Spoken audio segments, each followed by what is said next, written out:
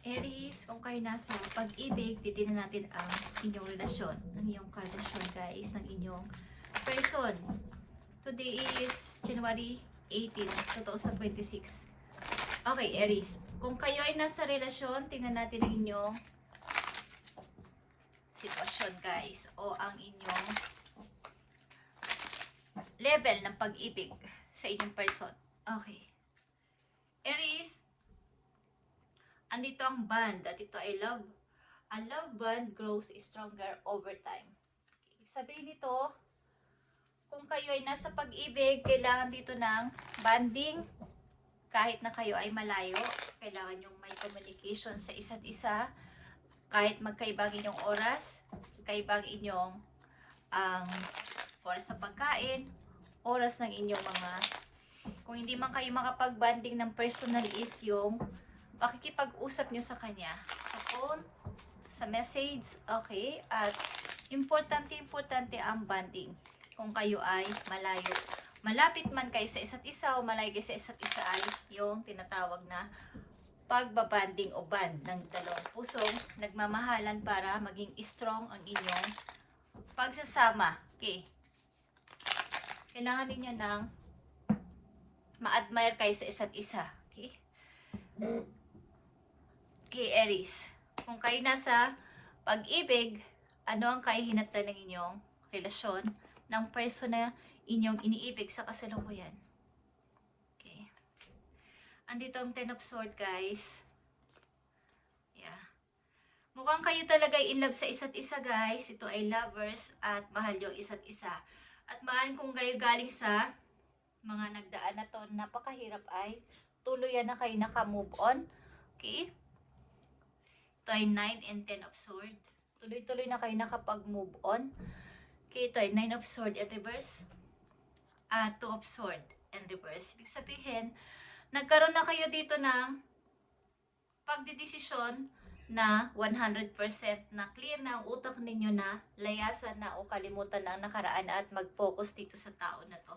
Guys, but ang importante dito ay ang inyong bonding o pagbaband ng person na to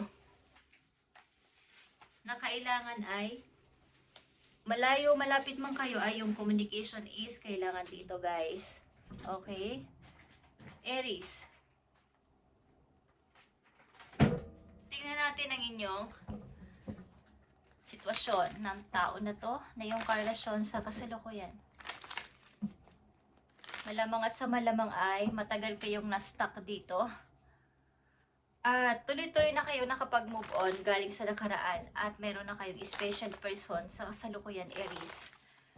Tingnan natin ang lovers. Ang sikreto sa inyong may strong pa na relasyon ng tao na to ay ang pag-uusap, pagbabanding. Guys, okay.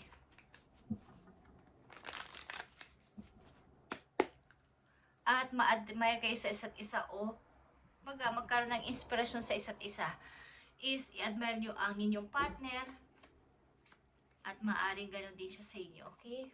Aries, ito ang inyong energy, andito ang Emperor, okay? Mukhang kayo ay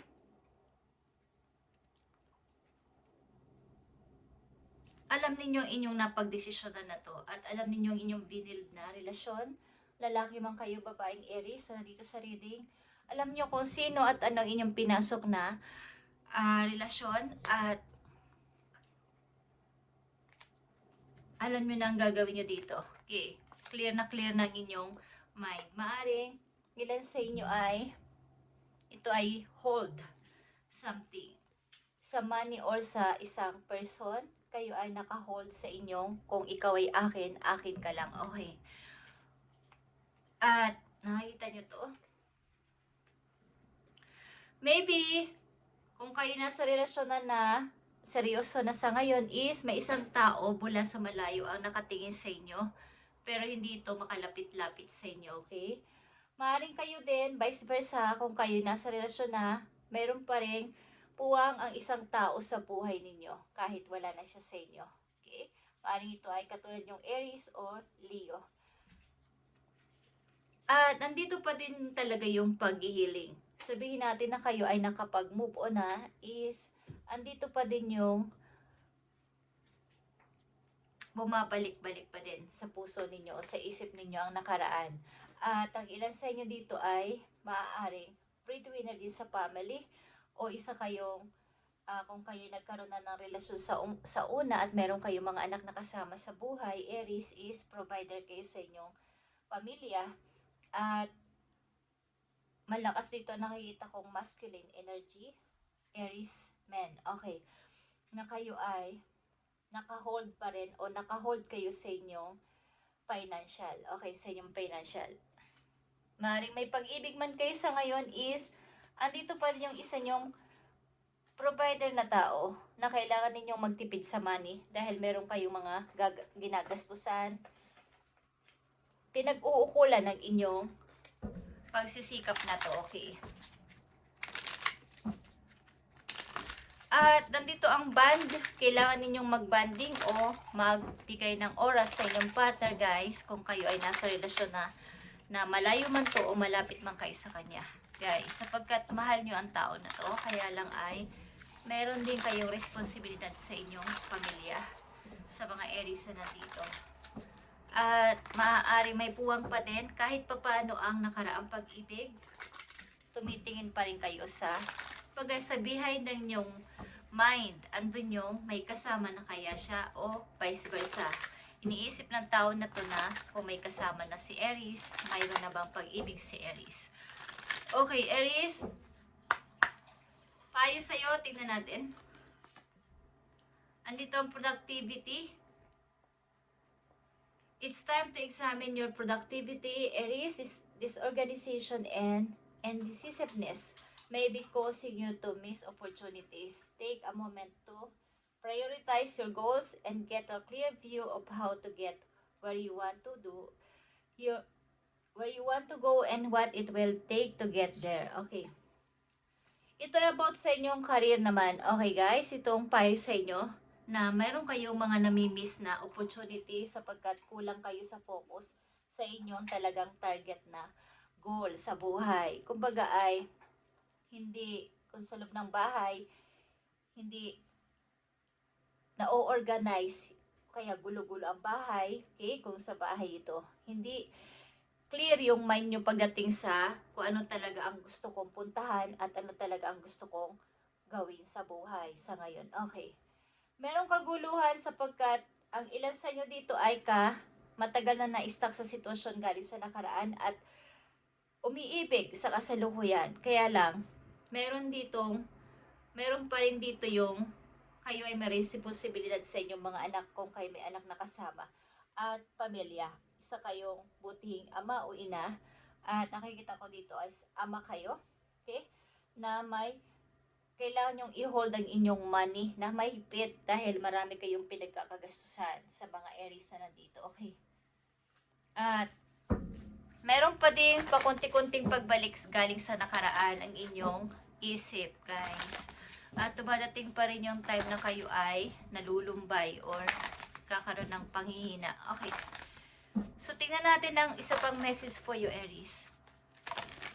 Maging maproductive kayo katulad ng B o tawag nyo sa inyong kasintahan ay B or bebe or honey. Okay. Tingnan natin ang message pa para sa inyo. Kailangan nyong maging creative sa inyong mga gagawin at magkaroon ng pag-focus sa talagang target nyong gawin sa buhay sa ngayon, lalo ngayon 2026. Ano ba talaga ang gusto ko at gusto kong puntahan? Okay, Aries. Uncovering treasures here. May mga hindi ka pa natutuklasan na dapat ay para sa iyo ay isa itong kumbaga nag-ipon ka ng halimbawa sa mabuting ginawa mo sa ibang tao, mayroon kang mapapalang reward, okay? At hindi mo pa ito nadidiscover, kaya maging ma-productive ka sa iyong buhay sapagkat may mga paparating pang blessing o opportunity sa iyo, kaya lang namimiss mo to dahil sa wala kang focus sa iyong totoong goal sa buhay. Okay, at ang ilan sa inyo maybe ay umiiwas sa mga tao nagbigay sa inyo ng kasinungalingan at sulsul sa inyong mga nakaraan. Mga taong hindi nyo sinunod nyo dati pero hindi naman kayo napabuti. Maaring umiiwas na kayo sa kanila at umiiba ng landas. Okay. Maaring sinusunod nyo ngayon ang inyong pananaw at prinsipyo. Aries. Okay, Aries, kayo man ay nasa pag-ibig sa ngayon, nakikita ko ay kayo ay may konting pagkukulang sa pagbaband or mga pag-uusap, communication sa inyong partner. Bagamat ito ay mahal ninyo o mahal nyo ang isa't isa. At dumating ang time na kayo ay tumitingin pa rin, nagluluking back sa inyong past na naging karelasyon. Okay. Marito ibang lahi ang inyong karelasyon sa ngayon. Thank you, Aries, and God bless.